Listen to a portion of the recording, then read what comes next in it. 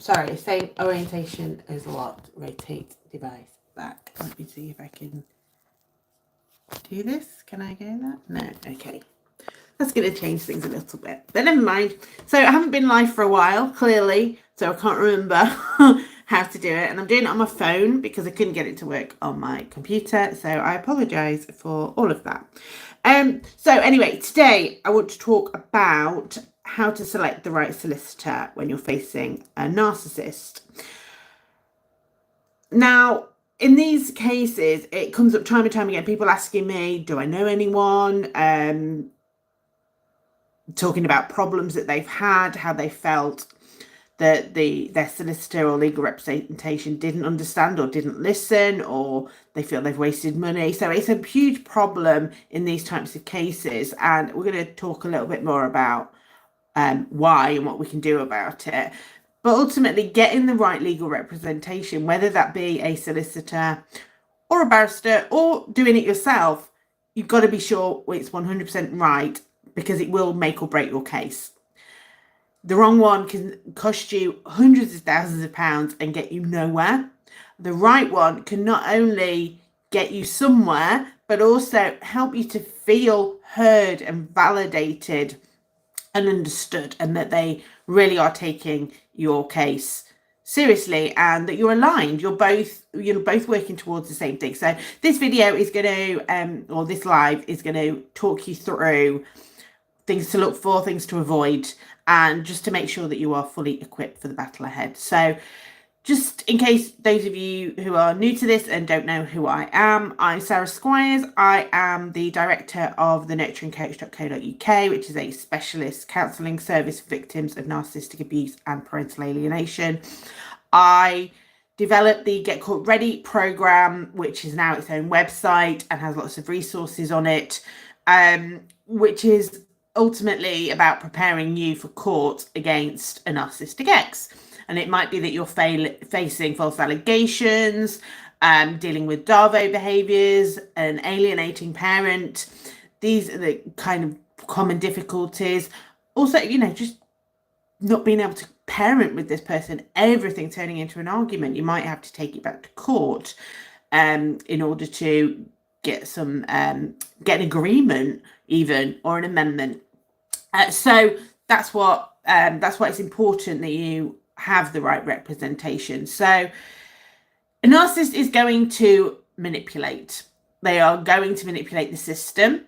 They are going to manipulate their representation. They are going to manipulate CAFCAS. They are going to manipulate social services. They are going to manipulate the children. They're going to manipulate everyone, because that is what they do. That's their way of being. They don't know any other way other than to manipulate people, to get them to do their bidding, to control them. It's all part of hi.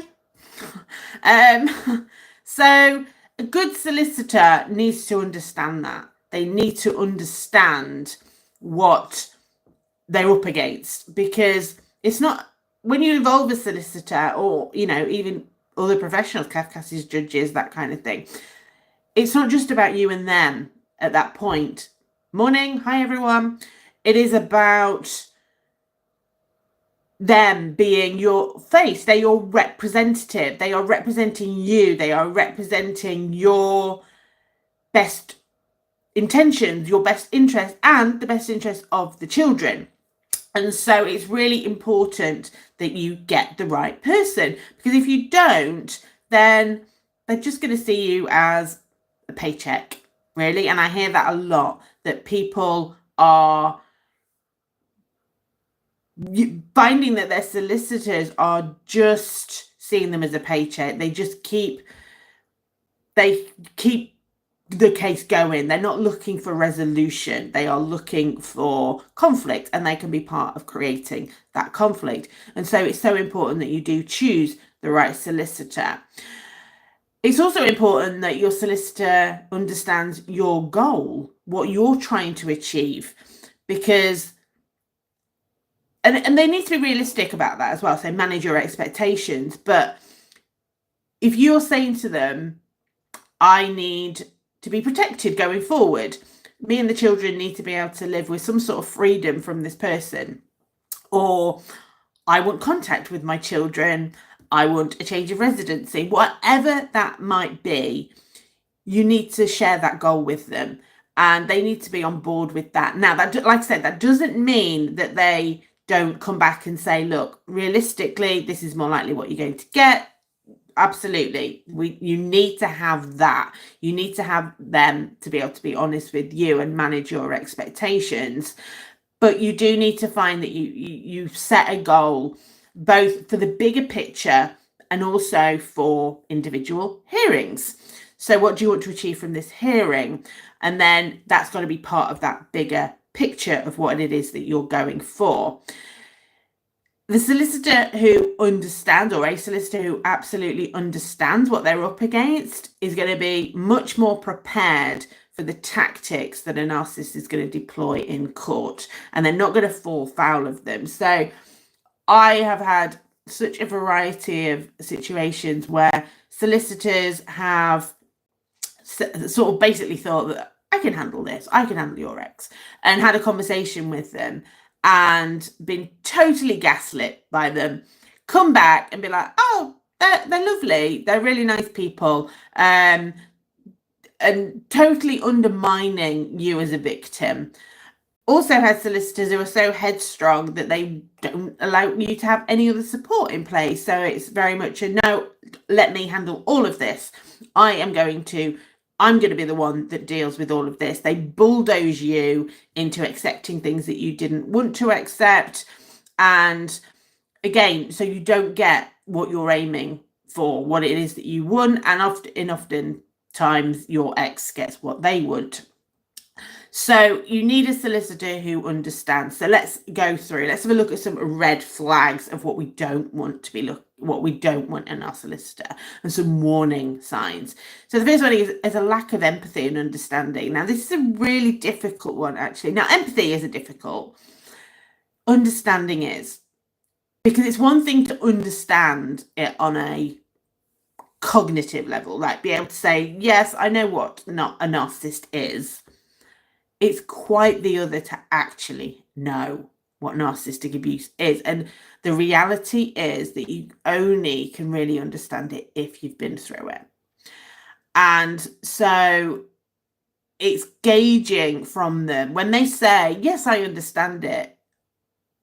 What level are they understanding it on? Because if they understand it cognitively, like they've read an article about it, or, it gets talked about a lot, narcissism is, it's a buzzword, then they're not going to know what to expect. They're not going to be able to put boundaries in place. They are going to get manipulated by this other person. They are going to be railroaded by them and their representation.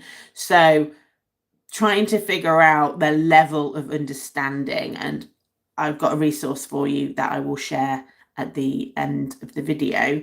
So the next one is over-promising outcomes. Again, that I talked about managing expectations. They need to be realistic. So if someone is promising you everything and the moon on a stick, you need to delve in a little bit deeper on that. You need to be asking some questions about, okay, so how would we go about achieving that? Is that realistic? Have you achieved that outcome before? Because over-promising outcomes, they massively let you down, but also it might imply that they don't know what they're up against. So again, it's gauging, what do they mean when they say it? Are they all talk, no action? Have they got the understanding, the real understanding, and the tools to be able to deliver that? If they have, brilliant. If not, though, then that might be their ego talking, in which case you're walking into another situation very similar to the ex. So these are people that you want to be avoiding. Poor communication. Unfortunately, sometimes you don't necessarily know this until you've maybe done some work with them, but there are some questions you can ask at the start. Again, I'm going to provide you with a resource with that, because if you can't ever get hold of them, even so, if you were going to have a free half hour with someone, for example, how easy was it to make that free half hour call? How easy was it to ask a follow-up question? how quick are their response times? Who is responding? Is it them or is it someone on behalf of them? Again, these are important things to understand, because whilst I'm not saying that you should be contacting your solicitor every 5 minutes for every little problem, things do crop up because narcissists use like a scattergun approach where they just throw everything at you really quickly to try and keep you what's the word I'm looking for? It is overwhelmed and disorientated. That was the word I was looking for. So they throw loads at you so that you can't think properly, so that they can basically railroad you and bully you, and you might or even you might lash out because you're so frustrated because you can't cope with the amount and the volume of communication that you're getting from them. And so you might then need to speak to your solicitor and say, okay, what do I do in this situation? And if you're not getting anything back from them and they're taking a long time, then that's a red flag, because they might say you've got to write a statement, and I have had this happen. You might have to write a statement and you've got a deadline. You might not hear from them until the last minute, and then you've got no option to adjust your statement. They might have written something that you don't agree with, but you haven't got the time to make the changes. So again, these are all part of that bigger picture. So I've talked about inexperience of narcissistic abuse cases. These cases require someone who absolutely understands the enemy. I don't really like to use those terms, but in these cases, I think it's quite valid. You need someone who has experience in handling them and you. You are a victim of trauma. You have complex PTSD. And so your thought processing is totally different. So they're going to need to handle you different. Are they trauma aware? Do they understand where you're at? Do they know that your brain has an injury and therefore, your emotional processing is different? Your cognitive processing is different. So they might ask you a question and you might struggle to answer it. And that doesn't mean that you don't have the piece of evidence or you don't know the answer. It's just that your brain's a bit slower because of what you've been through. Do they understand that? Because if they don't, then again, that you're not going to be a good match. They're going to get frustrated with you. Then you're going to feel like you've done something wrong. And what an ideal situation is for you to find a solicitor who's with you the whole time. But if you find solicitors who you keep having these problems with, you're going to keep swapping and changing, and therefore you lose momentum in your case. And these sort of cracks are where the narcissist will get in. So this is why it's important to get the right person in place at the start. Focusing solely on the legal aspect. As I've said, narcissistic abuse this is not a legal battle alone.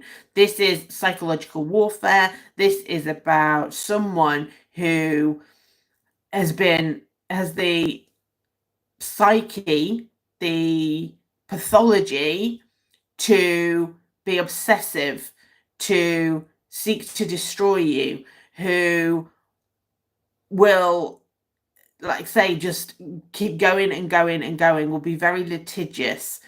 And they need to understand not only the impact on you, but also the impact on the case. How do they use this behavior against the narcissist? How do they protect you from that behavior? How do they get the judge to see this behavior? These are really important things to be trying to ascertain from your initial query with the solicitor. Do they understand that there's a psychological element to this? How do they feel about experts? Do they understand the role of experts? When would they look at including an expert? Again, really important things to be thinking about. So we've talked about some of the bad things. Let's have a look at what are positive. What are we looking for? And when we have something positive from an interaction with a solicitor, what would that look like? So the first thing is that they've got experience with high conflict cases. The way they talk to you, the way that they empathize with your situation, the way they respond to you, the way that they talk about the behaviors and maybe a strategy that they think would work, you get the sense, you get the feeling they've been here, they've done that, they've bought the t-shirt, they know how to handle these cases. That's so important, because like I said, they will get manipulated, they will get used, they will get triangulated if they don't have the awareness. Next one is empathetic and supportive. So again, if they're able to understand when you've been triggered, if you lash out at them, are they able to come back and say, I maybe I worded that wrong, I'm sorry about that? Are they able to they're not responsible for your emotions, but are they able to ease off the gas when they can see that you're struggling? It's all of these things that, again, are really, really important. And you're not, like I said, you might not know these straight away, but these are things to be just consciously aware of and be looking out for. Clear communication. So do they respond relatively quickly? I'm not talking about minutes, but is it a reasonable time frame, especially given what you're going back with? So, and if it's not them, who is communicating for them, and how well do they know the case? What is the structure of managing your case? Who else is involved, and who will be your main point of contact? How do you get hold of them? What is their response time like? How do they prioritize what they respond to and what they don't respond to faster? So again, just more little digs to be doing, trying to find out what you're dealing with. Strategic thinking. Do they have a plan? Because if they don't, again, you're going to struggle, because you need to have that bigger picture. You need to understand how each hearing is building up to something. And so you want to ask them about strategy. What might that look like? And then does this feel right? Does it feel like this would work with my ex? If not, you can ask questions around that, or you can think, actually, they don't understand my ex. But just, again, like I say, it's more important that they have a strategy and they are open to tweaking it. So that's the other thing as well that I'm going to add to that, is not only that they have a strategy, but that they are open to tweaking it. What we don't want is someone who is so caught up in their ego that they're not willing to listen to you, who is actually an expert in your ex, who knows them better. And yes, you're going to a solicitor for their legal advice, but when it comes to understanding your ex, you are the expert. So it needs to be a collaboration. Be mindful of that power dynamic and know that you are bringing a lot to the table with this. And so when it comes to strategy, do not be afraid to voice what you think would work, and listen to what is legal and what is ego. Just try and distinguish between the two where possible.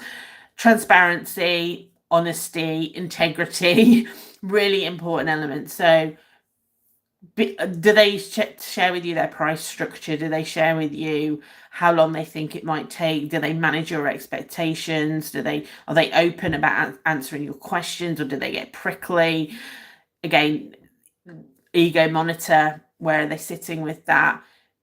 Learn to trust yourself. I mean, I can't underestimate how important that is. So important for you to learn to trust whether you think this person has the necessary skills to represent you and the children in the best possible way. So how do you vet them ultimately? I've given you lots of sort of suggestions around that, and I am going to share our Selecting the Right Solicitor guide, which has a ton of questions that you can ask. You can add any from the video.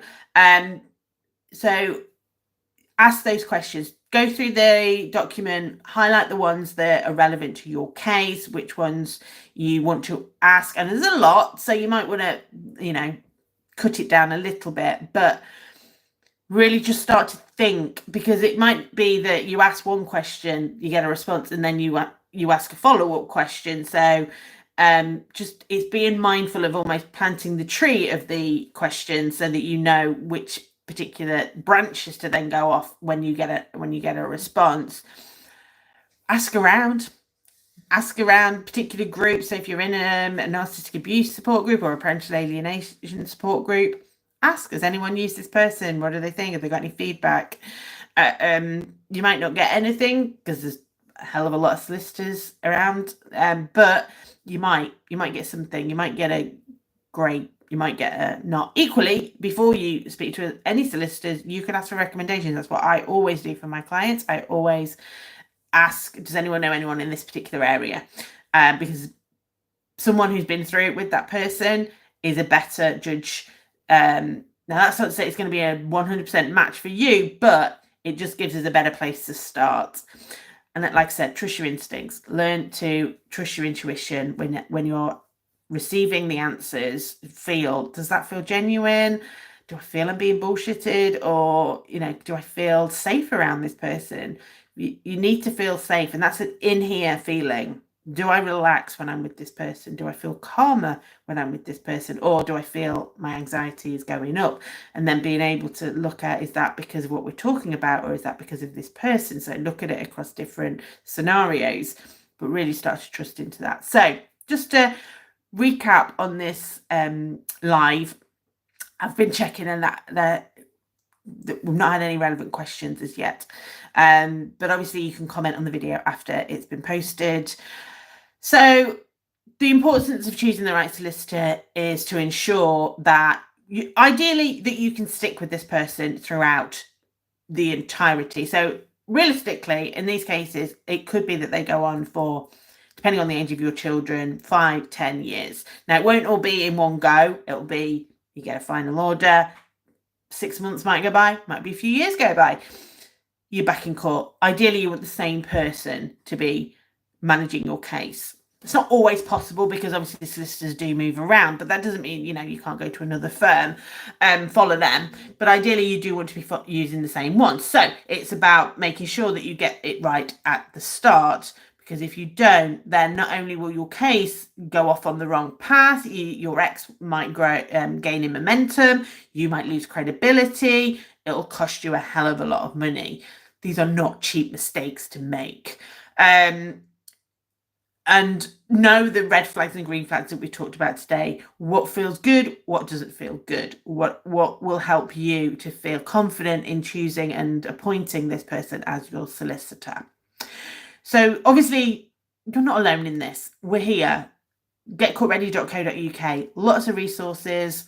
You can ask questions. Obviously, you can comment below, and I will reply to you. I'm going to provide a link below to our free resource. So a bit about the free resource. As I said, it's a bunch of questions and basically a plan around how to choose the right solicitor. I recommend speaking to at least 3 or 4 people, just so you've got comparison.